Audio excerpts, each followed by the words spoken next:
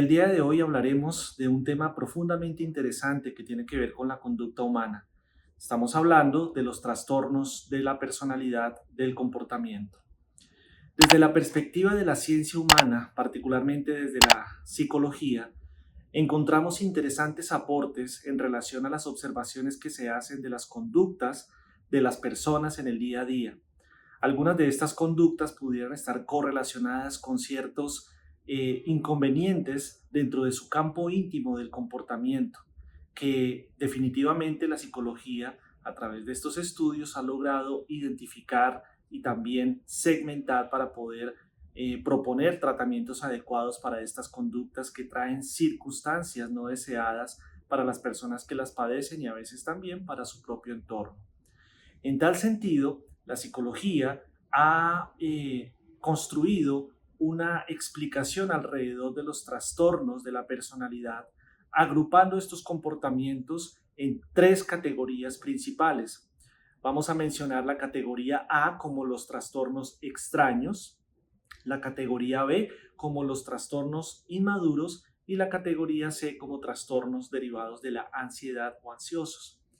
En esa primera categoría podemos definir, o la psicología define, los trastornos psicóticos. Y ahí hay tres grandes grupos muy importantes y que probablemente no son tan desconocidos para la mayoría de nosotros, como los trastornos paranoides, esquizoides y también la esquizotípica. Las personas que tienen comportamientos asociados a este tipo de trastornos habitualmente encuentran comportamientos en otras personas que consideran agresivos, que consideran de alguna manera amenazantes, y realmente son comportamientos que no existen, que no están dentro de la realidad. Sin embargo, debido a ciertas circunstancias que abordaremos un poco más adelante, estas personas consideran que sí son existentes, que son amenazas reales y que muchas veces las personas que están en su entorno quisieran o tienen algo en contra de ellos, pero realmente no es así. No solamente sucede con personas, también sucede con elementos del entorno en donde ellos encuentran ciertos tipos de agresiones o posibles riesgos. Aquí hay que identificar una causa raíz muy importante, que es el miedo, pero probablemente es un miedo exacerbado, un miedo que trasborda, traspasa los límites de lo que originalmente fue constituido el miedo, siendo el miedo una emoción no solamente natural, sino además necesaria para nosotros los seres humanos y de hecho para todas las especies animales, porque es como esa alerta que nos emite un llamado de cuidado, de precaución frente a una amenaza que pudiera poner en riesgo nuestra existencia física, la vida orgánica, la vida biológica como la comprendemos. Y esto es algo, repito, que hace parte de nuestro sistema de instintos o emociones primarias. Por lo tanto, es algo completamente natural. Sin embargo, cuando esta emoción rompe esa frontera de ser apenas un elemento de advertencia, entonces se combina con los comportamientos, con las conductas y se convierte entonces en un trastorno de la personalidad o promueve la aparición de estos trastornos de la personalidad. En esa categoría B, que la psicología ha llamado trastornos inmaduros, ahí encontramos trastornos del estado de ánimo, somatomorfos, también asociados con abusos de sustancias. Y ahí hay personas que se califican dentro del contexto de antisociales, trastornos más allá del límite, trastornos narcisistas, trastornos histriónicos. Y esto significa que estos individuos tienen necesidad, en algunos casos, de satisfacer ciertos aspectos de su sistema de creencias, de su sistema de conducta, a través de comportamientos que no son digamos, aceptados o no son o no están dentro del marco de la normalidad del comportamiento social que conocemos o que por lo menos se espera de la naturaleza humana. Y por supuesto, aquellas personas que son calificadas como o portadores de trastornos antisociales no tienen esa conciencia del límite del respeto del derecho del otro. Por lo tanto, podrían llegar a ver a otras personas simplemente como objetos para la satisfacción de sus deseos. No encuentran en los otros individuos personas que pudieran ser objeto de su respeto, de su consideración, sino que simplemente dejan desbordar sus instintos, sus pasiones, sus necesidades primarias, violentando los derechos de los otros y por lo tanto creando situaciones que van más allá, por supuesto, de una simple infracción al derecho del otro para incluso pasar a situaciones graves o muy críticas como atentar contra la vida de otros o contra sus bienes. En tal sentido, encontramos aquí trastornos de la personalidad muy serios y que normalmente derivan incluso en acciones punitivas por parte de la sociedad a través de leyes. Y aquí empezamos a darnos cuenta que muchas veces este sistema, particularmente judicial, penal, en la naturaleza, o perdón, en el contexto del mundo, no está teniendo en cuenta estos comportamientos como trastornos de la personalidad, es decir, patologías de orden mental, sino que los considera simplemente como comportamientos derivados de una conducta dañina. En tal sentido, las acciones que se pretenden utilizar para poder corregir o, al principio, punir este tipo de comportamientos realmente no están generando, en la mayoría de los casos, ningún proceso de transición del comportamiento de la conducta trastornada a una conducta equilibrada. Entonces, el sistema carcelario, en la gran mayoría de nuestros países, de nuestras sociedades, buscan penalizar la conducta y llevar a un proceso de purga a través de la privación de la libertad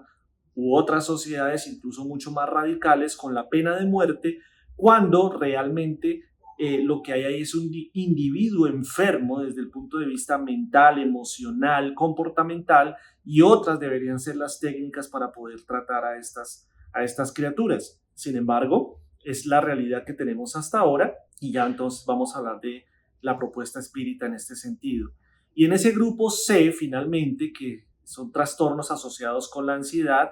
podemos encontrar comportamientos evitativos, comportamientos dependientes y también comportamientos obsesivos. Así como en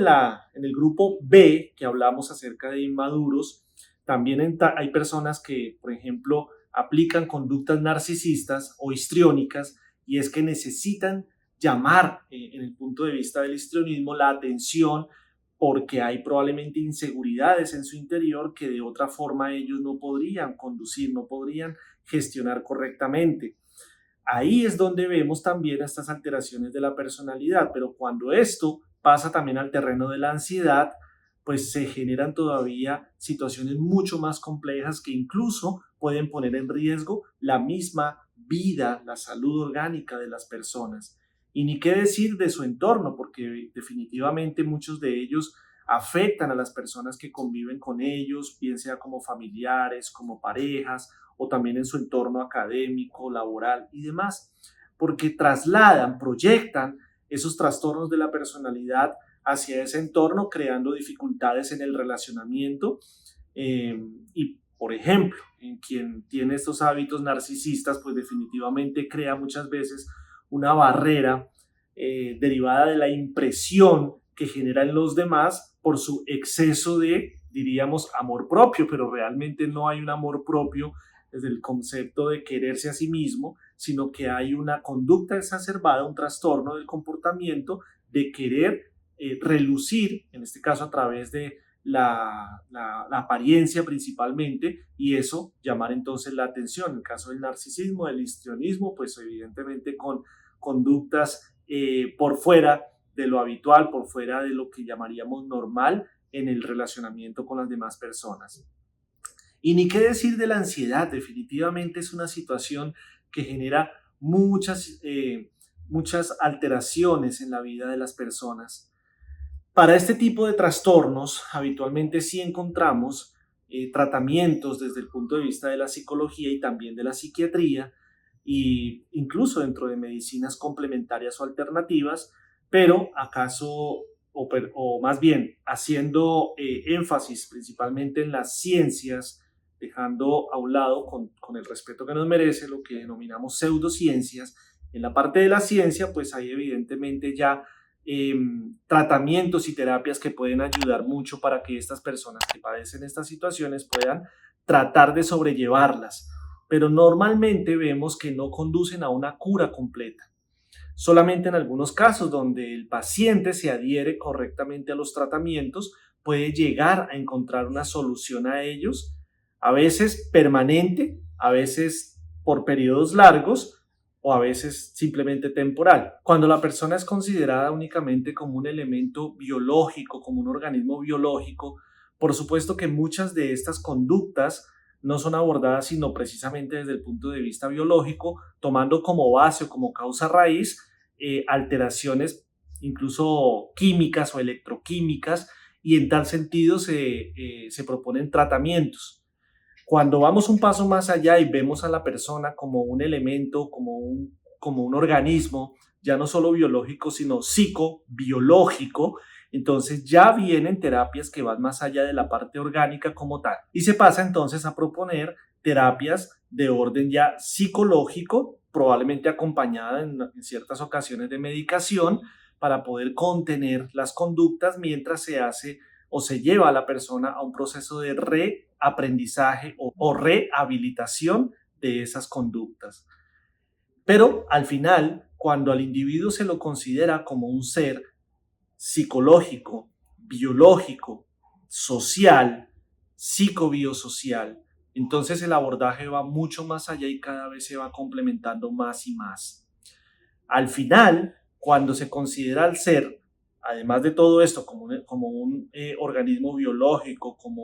que tiene un componente psicológico, que pertenece a un grupo social, pero además que tiene un principio espiritual, ya el abordaje de estos trastornos de la personalidad tiene una explicación o por lo menos una base mucho más sólida para entender el origen real, la causa raíz de esos comportamientos. Es cuando la doctrina espírita y particularmente la psicología espírita nos explica que nosotros somos principalmente espíritus, somos seres inmortales. Por definición, en el libro de los espíritus nos explican que los espíritus somos el principio inteligente del universo. Pero además nos explican que nosotros somos seres muy complejos desde el punto de vista de la estructura, y entonces no solamente somos portadores de esa inteligencia como principio esencial, sino que también somos seres emocionales. Somos seres que tenemos sentimientos y que en la medida que vamos progresando en la larga carrera evolutiva, vamos desarrollando la razón, pasando del instinto a la razón. En ese tránsito entre el instinto y la razón es donde se da la oportunidad que la inteligencia se vaya desarrollando. Se vaya desarrollando a partir de las experiencias que nosotros vivimos en ese camino evolutivo, y esas experiencias se van acumulando y van creando en nosotros aprendizajes, pero esos aprendizajes también se van consolidando como hábitos. En las primeras etapas de la construcción de la personalidad, entonces nosotros vamos tomando a veces hábitos cercanos a los comportamientos instintivos. Pero a medida que vamos avanzando y vamos pasando por ese molino del dolor y del sufrimiento y vamos depurando nuestras conductas, esos hábitos se van desligando de los comportamientos instintivos para acercarse más a los sentimientos, podríamos decir, a las conductas más cercanas a lo que conocemos, por supuesto, dentro de la doctrina espírita como las leyes morales o las virtudes. Pero mientras nosotros llegamos a ese objetivo, por supuesto que vamos a pasar muchos trastornos de la personalidad. Algunas de las causas raíz que nos explica la doctrina espírita y nuestra mentora Juana de Ángelis tienen que ver precisamente con los sentimientos de culpa. Ese es uno de los principales promotores de los trastornos de la personalidad. Los hechos contrarios a la caridad que hemos cometido a lo largo de nuestras existencias pasadas, incluso esta, va generando en nosotros procesos de culpa, que mal manejada, entonces la culpa se convierte en una especie de cáncer del alma que va llevando a la criatura a situaciones extremas en donde puede desarrollar estos trastornos, incluso comportamientos que llamamos fuga de la realidad o fugas psicológicas, para poder aislarse o alejarse de la conciencia de culpa que le genera pues ese sufrimiento moral que es muchas veces inmanejable, sino es con una adecuada terapia ya de orden espiritual. Y eso podría tener un agravante, y es que cuando esas conductas delictivas o conductas contrarias a la ley moral afectaron a terceros, entonces se pueden dar procesos, además de la culpa, procesos de perturbación a través del fenómeno de la obsesión, que es cuando estos seres que se declaran como víctimas en estos procesos retornan hacia aquel que fue su victimario para clamar por justicia o hacer justicia por sus propias manos, lo cual agrava el cuadro. En este orden de ideas, es súper importante que nosotros podamos entender la propuesta de la psicología espírita para abordar correctamente estos conflictos. Todo tiene solución. Primero, el estudio y el aprendizaje de la ley divina o natural para poder empezar a comprender cuáles deben ser las conductas que debemos aplicar. Porque si no tenemos ese conocimiento, entonces simplemente vamos a decir que lo que hemos hecho desde el pasado es lo correcto, porque es lo que conocemos. Pero cuando ya conocemos y comprendemos la ley divina o natural, entonces nuestro sistema de creencias empieza a cambiar, empezamos a generar procesos de reaprendizaje, de rehabilitación, y eso con el paso del tiempo va generando también situaciones de bienestar o lo que llamaríamos paz interior a través de ese proceso de reforma moral que nos propone el espiritismo amparado en las enseñanzas de Jesús. Ese es un proceso largo, pero cuando se hace de la manera correcta y con acompañamiento es mucho más llevadero. Además del aprendizaje y la comprensión, viene la aplicación, transformación de hábitos. Ese es un proceso que requiere mucha paciencia, que requiere acompañamiento, que requiere feedback o retroalimentación de parte del entorno para que podamos ir validando lo que estamos haciendo bien, y eso nos va haciendo una reprogramación, que es lo que llamamos cambios de conductas. Y entonces la culpa ya no se vuelve ese permanente trastorno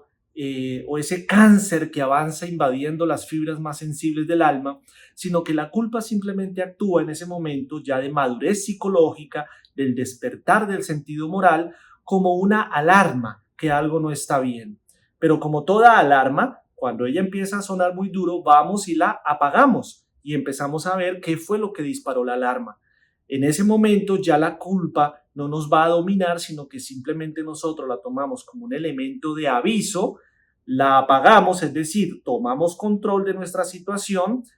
vamos y entendemos qué fue lo que hicimos mal, es decir, en ese concepto de bien y mal, qué fue lo que hicimos mal, qué fue lo que contrarió la ley divina, que activó ese sentimiento de culpa, pasamos a un arrepentimiento que es entender, comprender, perdonar y perdonarnos para luego movernos hacia el punto de la rehabilitación. Y ese es el proceso permanente de evolución espiritual. Y entonces, cuando vamos de nuevo, cuando aplicamos este proceso que he explicado de una manera muy sucinta, por supuesto, que es mucho más profundo,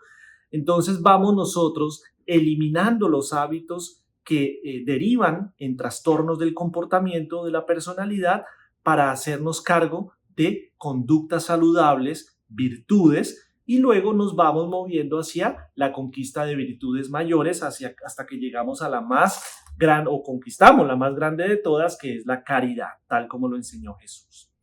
En este sentido, la invitación es a que profundicemos disciplinadamente y con mucha alegría y mucho amor el estudio de la doctrina espírita para que podamos tomar control de esas situaciones cuando se presenten y hacernos cargo de nuestro propio proceso de pacificación interior y de progreso moral. Y para eso tenemos también a los guías espirituales y a los amigos aquí reencarnados que también pueden tomar el rol de guías, de instructores, de mentores, que nos ayudarán a tomar mejores decisiones. Esos mentores espirituales que Dios pone a lo largo de nuestra existencia, pero que debemos ser muy sabios en saber elegir. No son aquellos que nos hacen propuestas a veces ridículas del comportamiento, de conductas, con el ánimo de crear en nosotros nuevos hábitos mediante técnicas espectaculares que al final no dejan sino frustraciones, sino aquellos que son modelo del comportamiento que Jesús nos dejó, a pesar de los defectos que pudieran tener. Así que mis amigos, esa es la invitación en relación a cómo la doctrina espírita nos puede ayudar para superar esos conflictos de personalidad o trastornos y hacer de nuestra vida algo mejor. Muchas gracias por escucharme. Mucha paz.